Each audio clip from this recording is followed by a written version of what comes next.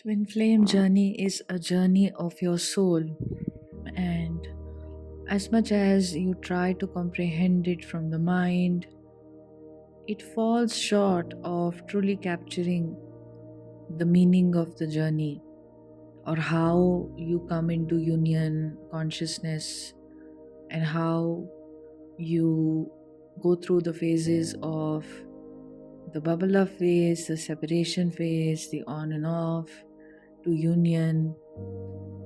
You don't know it, your mind cannot understand it, and this is why the mind goes for a spin on the journey, and you are learning to disconnect from the mind because you're not the mind. And this is why it's a spiritual journey. So we can look at the mind, we can watch, the pain that has come up, we can experience the pain from childhood. We must, because it frees up the space for the consciousness to rise. It's like your ego mind is a child throwing a tantrum, and you have to look at it and coddle the child sometimes, or understand why there is a pain there, which is present. And like a parent, like a parent does to a child, you have to be fully compassionate with the pain and everything, and yet also hold your higher awareness. You are the adult after all, so you hold a larger macroscopic picture. So sometimes the mind will not hold the macroscopic picture. The mind will want to be limited and focused on only the little and only the suffering and only the darkness or the blaming or this happened, that happened, and it'll perpetuate the same narratives because it doesn't have the larger picture. The larger picture belongs to your soul, your higher consciousness. So you're always operating from the higher consciousness, and from that higher consciousness you are allowing the mind to do what it is doing. You're allowing space for the pain to be felt and the experiences to be understood that the mind shows to twin flames on the journey, but all from a certain awareness, a certain distance, a certain macroscopic anchoring. Otherwise you get lost in it, you start believing it, and the adult becomes the child. Imagine, the child needs a parent, the child doesn't need another child. The child may think so many problems are so big, but the adult has lived, and the adult knows, the adult is all knowing from the perspective of the child, and then can put the fears of the child to rest. And this is very similar to what you do with your higher awareness. And this is why anything that comes up that you work through has to be done with a certain vantage point of being the higher awareness. This journey is a spiritual journey, meaning it's a journey of you knowing you are your higher awareness. It's not easy. We don't start off there. We start off at this place of, relating to the world through our mind and thinking any thought that I think is me. And this separation from the me consciousness starts to happen at a certain point. And this is when you start to come into unity consciousness, and naturally detachment follows on the journey. And naturally the mind may still want to fixate on separation. How will it do that? It'll say, let me see what my twin is up to. What is my twin doing? What is he thinking about me? Is he thinking this about me? Do I need to go look him up online to see what he's up to? Is he still with some karmic person? So this is your separation. The nature of the mind is always seeing your twin flame as a separate person. The higher awareness just knows that. That is why there is no focus on the 3D twin. The higher awareness is at peace and at oneness with everything. So it doesn't have this need or desire. It's just not nature of the higher awareness. Is not that. It's the nature of the mind to want to know what is coming, blah blah blah, all that stuff, and be in fear. But the higher awareness has a certain macroscopic vantage point. So this is how it operates. And at the same time, it's not dismissing the fears of the mind. It's not trying to say your traumas are not significant, or the way you feel right now is not significant. Quite the contrary, actually. It's very significant to have space and awareness of your emotions that are buried, that are coming up, and your situations in your 3D life that are challenging. It is very significant to understand them, to know them deeply, to know yourself, to know your thought patterns, to know the way your mind works. It's very significant. But who is the knower? You must ask this question. Let not the mind be the only knower of this. Then it's like the child analogy again. The child needs an adult. So it's the higher awareness that is the knower of this. So this is why you always, whatever, way of being you have, or you may be taking up a spiritual practice, which is highly recommended on the journey, to keep coming back to anchor yourself in. If you don't have a spiritual practice, it's a great fallback. So this higher awareness is the one that heals, it's the one that allows, it's the one that strengthens. In your way of being, the higher self starts to reflect through your way of being. And it's a state of non-resistance, so it doesn't even resist the inner flow of thoughts and emotions, but it doesn't identify with those thoughts and emotions. It knows, okay, this is what it is. It's acknowledging everything that is happening outside and what is happening inside, and how the inside is getting triggered by what is happening outside. It's acknowledging that. You may call it a third person point of view. That's your higher self, state of awareness. You're unlocking this higher awareness on your journey. Bit by bit, as you go through ascension, this part of you becomes very strong, and you start living from this part. And this is the part that is in union.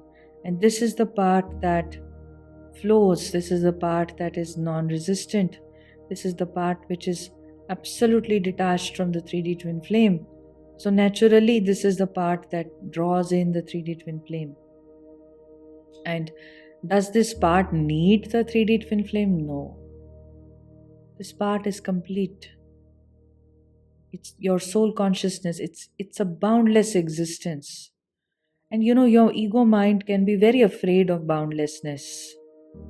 The ego mind will like to be putting safety rails around itself because it has been hurt and it doesn't feel safe in going out into the light. Sometimes it's like you're emerging from the dark night of the soul, or the tunnel into the light and into the boundlessness of the light, and the ego mind cannot digest it because it's too scared. And it's also, when you enter this light, the higher beings always call this to be that the ego is very scared of its own death. So this is why the ego resists spiritual teachings, spiritual masters, gurus, God, and whatever you may call it, all the same. So you may also feel this resistance, and I wrote about this. If you go to the community posts on YouTube, you'll see a few weeks back there was a post here on how you have to be aware of, when your awareness is rising, the resistance is also going to rise. It's a very peculiar happening. But you still trust and surrender and allow, and bit by bit anyway, the structure of the ego is going to become irrelevant. Your journey is a spiritual journey. It's a beautiful, beautiful spiritual gift to spiritually ascend. And everything that happens to your ascended being, including your twin flame union, inside and outside, is a natural happening. It's not something that you will do or you are trying to figure out. Because this you which is doing, which is in a state of trying to figure out, is your egoic state. And I'm remembering Alan Watts here, and some video I'd seen ages ago. I don't remember now what exactly the title of the video was or anything, but The video, he just explained this, and this was maybe 6-7 years ago when I heard it. And he'd spoken of how the part of you that is trying to meditate, or the part of you when you're sitting with your eyes closed and it is trying to capture that experience of stillness, it's not allowing you to be still. It's the Tao gets lost when you start trying, because the Tao is in your experience of not trying. So if you wish to, you can always listen to his commentary on Taoism or other commentaries on it, to just understand what is it really, or anybody else that will explain to you that a space of stillness or a state of meditation is also something which is always something which is your natural state of non-doing. And this non-doing is not possible, it's not in the ambit of your ego. The ego mind is not in a state of non-doing. Your higher self is. And your higher self is a feminine, it's a divine feminine self. She naturally draws in the twin flame in all realms, and naturally, this is what you're rebirthing in your life. This is all I wanted to speak about today. Just sharing this little bit about separate yourself from your ego mind. You're anyway being encouraged to do this through these the powerful ascension energies we've had this year has been just incredible. The solar flares, then the eclipses, both eclipses, the one that we recently had, and then the ones in I think April, May as well, were quite potent.